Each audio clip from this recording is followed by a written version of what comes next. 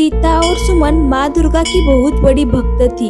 वो हमेशा दोनों अपने सौतेली माँ से छिपकर मंदिर में जाती। अरे वो भागन कहाँ गई थी? कितनी देर हो गई आने में? खाना क्या तुम्हारी माँ ऊपर से आकर बनाएगी क्या? बताओ कहाँ गई थी? ओ माँ, मैं ना, क्या मैं लगाए रखा है, बताओ कहाँ गई थी? माँ, हम दोनों ना माता रानी के मंदिर गए थे। वो थोड़ी देर हो गई आने में। क्या कहा? कहाँ गई थी तुम? कितनी बार कहा है, फिर भी तुम दोनों वहां जाती हो। आइंदा वहां गई तो मुझसे बुरा कोई नहीं होगा, समझ लेना। चलो काम करो। कलूटी तुम बकरियों को लेकर जाओ और बड़ी आंखों वाली आखोटी तुम खाना बनाओ। और आज तुम दोनों को खाना नहीं मिलेगा। देखती हूँ कि तुम्हारी अक्ल कैसे ठिकाने नहीं आती। सुमन खाना बनाने लगती है और सीता दुखी होकर बिना कुछ खाए पिए बकरियों को लेकर खेत में जाती है। ए माता रानी, ऐसा हमने क्या गुनाह किया है? तेरे मंदिर में तो आए थे, इसकी हमें ये सजा मिल रही है। सुमन और सीता के पिता हरि रिक्शा चलाते थे, इसी से उनका गुजारा होता था। वो दोनों की माँ बचपन में ही गुजर गई थी। बच्चों की देखभाल करने के लिए हरि ने दूसरी शादी की थी, किंतु सौतेली माँ सीता और सुमन से प्यार नहीं करती थी, बल्कि घर के सारे काम सीता और सुमन से ही करवाती थी। माँ, तुम हमें बचपन में ही छोड़कर चली गई क्यों? ए माँ हमारा ख्याल नहीं रखती, हमेशा हम पर चिल्लाती है। तुम क्यों चली गई माँ हमें छोड़कर? हाँ, क्यों चली गई? ऐसे ही दिन बीतते जाते हैं। सुमन और सीता माँ दुर्गा की भक्ति वैसे ही चालू रखती है। एक दिन सीता और सुमन माँ से छिपकर माता के मंदिर में आते हैं। सीता, हमें घर वापस जाना होगा, समय कैसे यहाँ बीतता है समझ ही नहीं आता। सौतेली माँ को वो दोनों कहाँ गई है ये पता लगता है।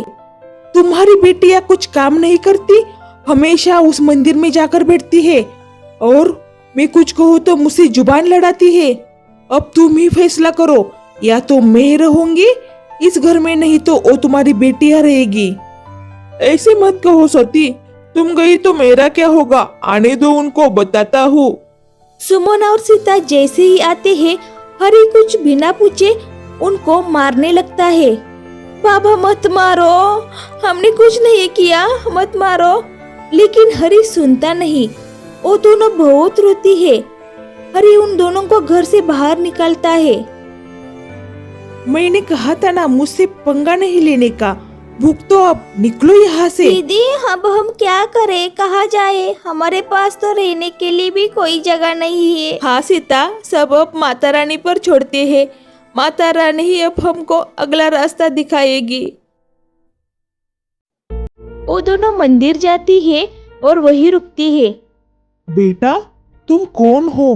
बहुत समय से मैं तुम्हें यहाँ देख रहा हूँ। बाबा, हमारे पास ना रहने के लिए कोई जगह नहीं है, इसलिए हम यहाँ रुके हैं। बेटियों, ये लोग तुम्हें ज्यादा समय यहाँ रुकने नहीं देंगे। मंदिर के पीछे मेरी पंचवटी है, तुम वहाँ रह सकती हो। आपका बहुत धन्यवाद। और फिर सुमन उस साधु को सब उनके साथ जो हुआ था वो बताती है। वो दोनों वहाँ रहने लगती है। एक दिन सुमन और सीता सो रही होती है, तभी सुमन को सपना आता है।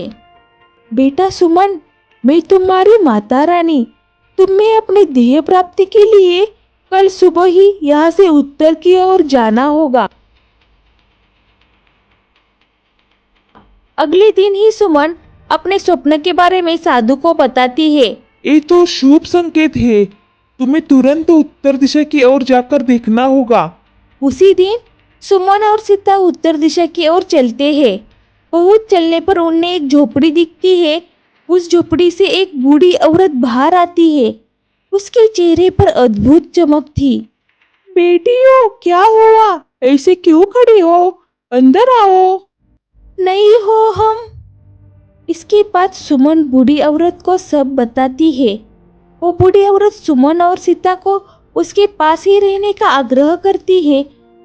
अब सुमन और सीता उसी के पास रहते हैं। साथ में माता रानी की मनोभाव से प्रार्थना और सेवा भी करते हैं। कुछ दिन ऐसे ही बीतते हैं। सुमन और सीता बड़ी लगन से उस बूढ़ी महिला की सेवा करते हैं और वो बूढ़ी औरत ही उन दोनों की माँ दुर्गा थी। ये उन्हें समझ में ही नहीं आता। माँ दुर्गा उनकी सेवा भाव से बहुत खुश होती है और एक दिन माँ दुर्गा प्रसन्न होकर अपने असली रूप में प्रकट होती है। पुत्रियों, मैं तुम्हारी माँ, मैं तुम्हारी सेवा भाव से बहुत प्रसन्न हूँ और आज मैं तुम्हें तुम्हारे आगे की राह पर तुम्हें सहायता करने वाला जादुई चूल्हा दे रही हूँ। तुम इसका हमेशा सदुपयोग ही करना। और माता अपनी जादुई शक्ति से एक जादुई चूल्हा सुमन और सीता को देती है। वो दोनों वो चूल्हे को देखकर बहुत खुश होते। आज हमारा भाग्य है कि हमें माता रानी के दर्शन हो गए। आपने हमें जो ये उपहार दिया है, इसका हम हमेशा ही सदुपयोग करेंगे। माता दुर्गा उन दोनों को आशीर्वाद देती है और वहां से प्रस्थान करती है। वो दोनों उस जादुई चूल्हे को देखकर बहुत ही खुश होती है।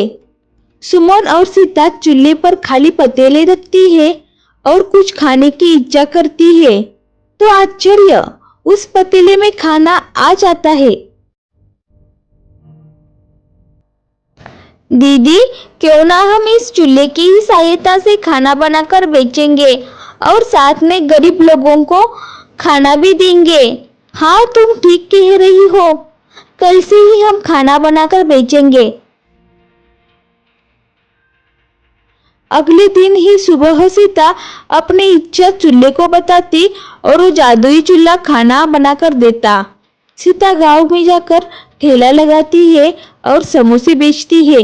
सुमन भी रेलवे स्टेशन पर जाकर समोसे बेचती है और ज्यादा बनाया हुआ खाना गरीब बूढ़े भिखारी लोगों में बांटती। उन सब लोगों का आशीर्वाद उन दोनों को मिलता है। साथ में अपनी माता रानी की सेवा में भी कभी खंडन नहीं पड़ने देती। दिन बीतते जाते हैं। सुमन और सीता का कारोबार अच्छा चल रहा होता है। अब वो दोनों ने अपने लिए एक घर भी खरीदा था। अब वो दोनों बहुत खुश थे। तो इस तरफ उसके पिता की तबीयत अब ठीक नहीं रहती थी। उसकी सौतीली माँ को भी पछतावा हो गया था। मेरी बेटियों के साथ मैंने हमेशा ही गलत किया, भगवान हमें माफ करो। घर का गुजारा करने के लिए दूसरों के घर में जाकर उन्हें काम करना पड़ता था। एक दिन वो लकड़ियां लाने के लिए गांव के बाहर जाती है। बहुत प्यास लगी है, यह घर दिखाई दे रहा है, कोई है क्या? माँ, तुम यहाँ? और बाबा कैसे है? सुमन, सीता, मुझे माफ कर दो। मैंने तुम्हारे साथ हमेशा ही बुरा बर्ताव किया, इसकी सजा मैं अब भुगत रही हूँ। तुम्हारे बाबा भी अब ठीक नहीं रहते। अगली ही सुबह सुमन और सीता के कहने पर उसके माता पिता उनके घर रहने आते हैं। अब कविता को अपने किए पर पछतावा था और वो भी माता की बड़ी मनोभाव से सेवा करती थी। अगले कुछ दिनों में ही हरि की तबीयत में सुधार आने लगा और वो ठीक हो गया। अब वो दोनों अपने माता पिता के साथ बहुत खुश थी। सुमन और सीता अपनी पूरी जिंदगी माता रानी की सेवा ऐसे ही करती रही।